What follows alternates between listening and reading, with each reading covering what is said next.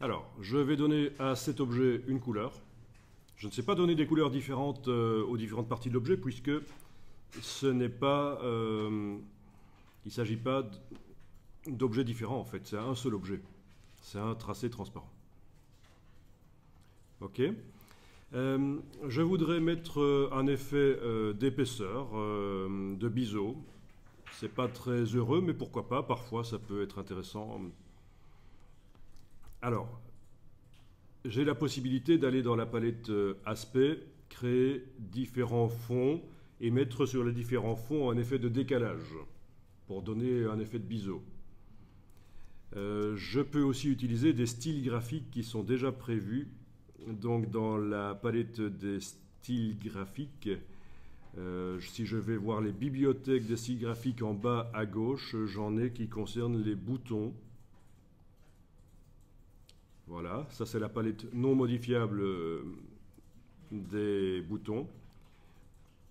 Et vous pourriez tester l'application d'un bouton et vous avez un effet de biseau sur le texte. Comment est-ce qu'il a été fait? En sélectionnant le texte, il suffit d'aller voir dans la palette aspect.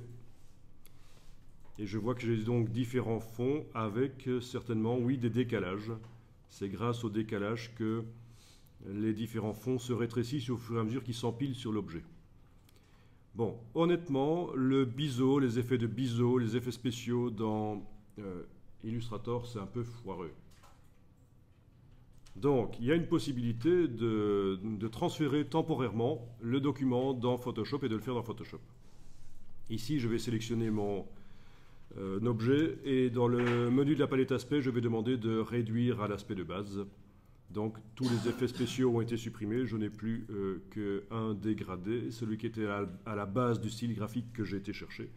Mais ce dégradé sur le fond, là, je peux aller le changer en une couleur unie si je veux. Bon, ben écoutez, je vous montre rapidement alors, hein, puisque vous venez de voir que si vous voulez faire du biseau dans Illustrator, ce n'est pas génial. Même chose pour les ombres, c'est beaucoup plus facile à gérer dans Photoshop. Alors, vous regardez, vous allez tester après, ce qui va être vu ici est très intéressant. Je vais enregistrer le document donc sous le nom tracé transparent pour logo, et ça va être ma version 3. Je vais ouvrir Photoshop, pas celui-là.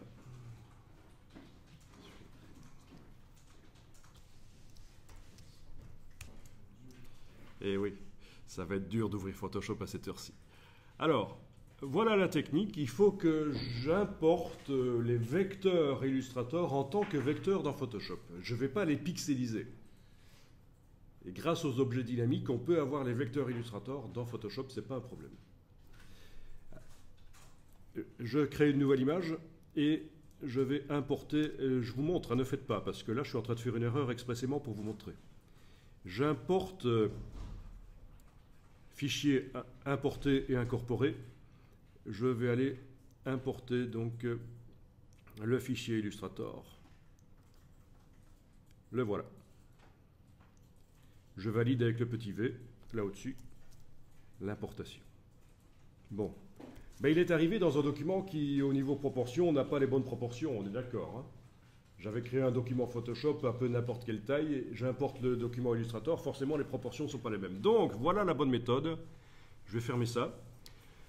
La bonne méthode, si je veux faire passer temporairement le fichier Illustrator vers Photoshop, c'est de d'abord ouvrir le fichier Illustrator. Fichier ouvrir. Là, je suis en importer un fichier PDF. C'est parce que c'est un fichier Illustrator compatible PDF que j'ai enregistré. C'est d'office comme ça. Voilà. Ça, c'est mon document Illustrator qui a été pixelisé. Si je vais voir de près, ce sont des pixels. Et ce n'est pas un objet dynamique, donc aucune chance qu'il y ait dedans les vecteurs. Alors pourquoi est-ce que j'ai ouvert le document Illustrator comme ça si c'est pour avoir les pixels? Mais c'est pour avoir un document qui a la bonne dimension. Maintenant, il faut que je fasse sélection, tout sélectionner et j'enfonce la touche suppression. Sélection, désélectionner. Donc sélection, tout sélectionner, touche suppression, sélection, désélectionner. Et j'ai un document qui est prêt à accueillir mon Illustrator vectoriel en faisant cette fois-ci non pas fichier ouvrir, parce que ça on a vu que ça crée des pixels, mais en faisant fichier importer. Ok, je valide, et voilà, c'est propre. J'ai un document récepteur qui a la même proportion, les mêmes dimensions que mon document Illustrator.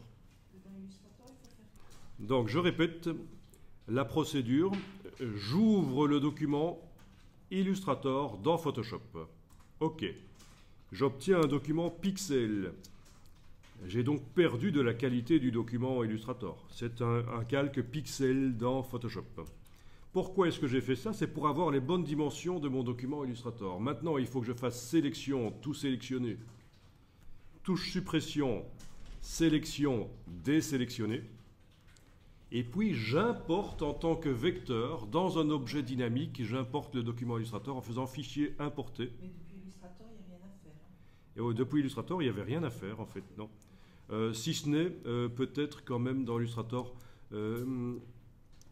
non, même pas, la taille du plan de travail. Il faut que le plan de travail englobe le logo.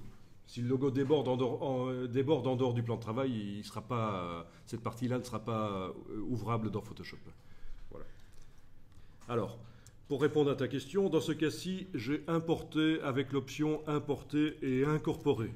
Donc le fichier Illustrator n'est pas lié au fichier Photoshop. Si je modifie le fichier Illustrator, ça ne se répercute pas directement dans Photoshop. Si j'avais fait importer et lier, ce serait le cas. Mais il y a quand même une possibilité de mettre à jour, en fait. D'ailleurs, dans C6, c'est la seule solution parce que ça, c'est une nouveauté de CC. La possibilité d'apporter un fichier sous forme liée dans Photoshop. On met à jour l'objet dynamique si on change. Si on changeait, donc oui, parce que je n'ai pas encore montré, mais on a obtenu donc là un objet dynamique qui contient des vecteurs. Si on changeait le fichier Illustrator sur le disque dur et qu'on voulait mettre à jour dans Photoshop, il faudrait que l'objet dynamique soit sélectionné.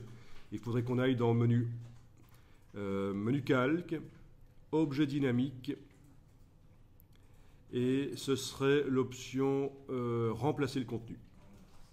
Et là, tu vas pointer le fichier Illustrator sur le disque dur et ça va mettre à la place des vecteurs qui sont dans l'objet dynamique, ça mettra ceux qui sont dans le fichier sur le disque dur. Ça, c'est la méthode manuelle qui fonctionne aussi dans C6. Donc, c'est la seule qui fonctionnera dans C6 pour mettre à jour le fichier Illustrator. Bon, ben, ce qui m'intéresse ici, hein, je ne vais pas m'attarder énormément là-dessus, mais ce qui m'intéresse ici, c'est la possibilité de mettre des effets spéciaux sur cet objet dynamique. Donc, menu calque, style de calque, biseautage et estampage, enfin tous ceux qu'on connaît d'habitude. Voilà, donc c'est beaucoup plus souple que dans Illustrator pour obtenir quelque chose de qualité. D'accord? Le biseautage, quoi d'autre? Une ombre portée éventuellement. Mais elle ne se voit pas parce que le calque d'en dessous est vide. J'active le calque d'en dessous et je vais éventuellement le remplir de blanc. Édition remplir avec blanc. Voilà. Ok, l'ombre portée ne se voit toujours pas beaucoup. Pourquoi? Ombre portée, tiens. La distance peut-être. Oui, la distance, voilà. L'angle de l'ombre portée. On est en éclairage global, c'est-à-dire que quand je modifie l'angle d'éclairage sur un des effets, ça le modifie sur les autres. C'est logique.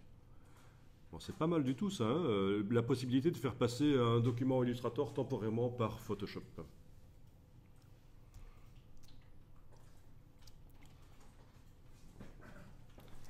Ok. Et toutes les possibilités qu'on a au niveau de la texture, du texturage aussi. Voilà, par exemple ici. Dans biseautage estampage, j'enclenche texture et j'ai la possibilité donc de texturer l'objet avec des motifs que j'ai préalablement éventuellement chargés en faisant édition utiliser comme motif.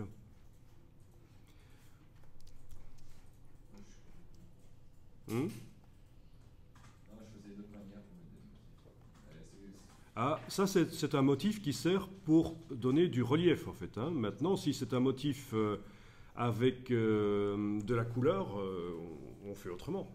Par exemple, je vais chercher une image sur le web, une image de métal brossé par exemple. Ouais, c'était juste. Tu pensais justement à ça. Le truc vraiment foireux par excellence. Là, c'est parce que j'ai eu le pire Mais bon. sur le truc. Parfois les gens aiment bien donc les effets un peu kitsch, alors bon.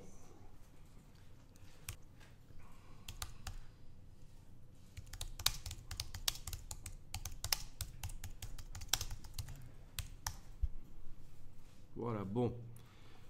Rapidement, aller chercher une image de métal brossé, choses qui sont très faciles à faire dans Photoshop en fait.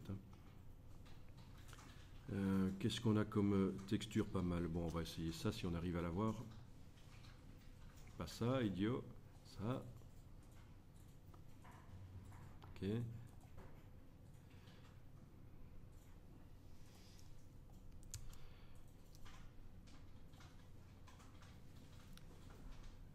Je vais éventuellement l'importer dans le document, oui, parce que je m'apprêtais là à l'ouvrir dans Photoshop, cette texture, et elle a déplacé sur l'image, mais je peux aussi directement l'importer dans le document, fichier importé. Comme ça, ce sera un objet dynamique et il sera modifiable. On pourra le mettre à jour si on veut.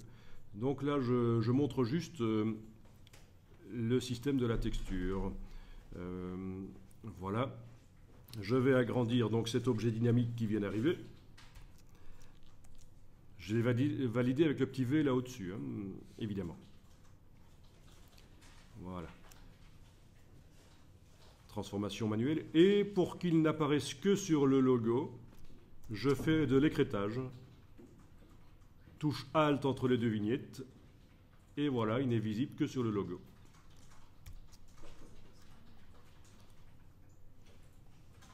Je peux mettre un filtre de renforcement, accentuation sur